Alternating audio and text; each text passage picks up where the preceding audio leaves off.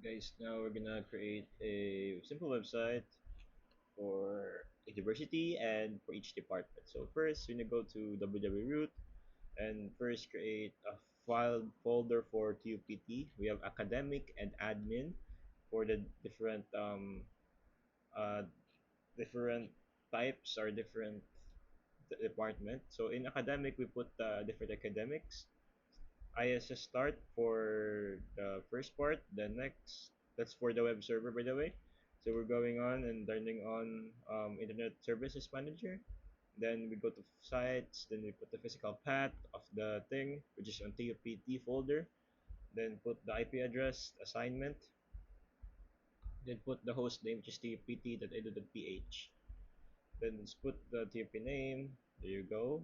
Then afterwards, let's go to ICIS, then add a website, put the website there, the website for the admin, and other the other link.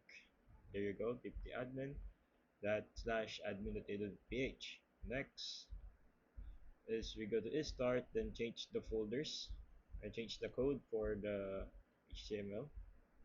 Then there, turn it on, for academics. They're going to turn it on Windows 7. If you put it in Windows 7, TUPT, the PH, we're seeing a TUPT website. So that's right. Next, if we use the admin page, we're going to go to XP. We put the admin. Then it's going to show. Hold on. There you go. It's going to show TUP admin now. I just changed something from the web, from the settings. So there you go.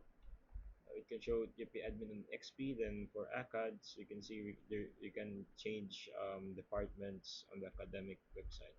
So that's all, guys. And thank you for watching.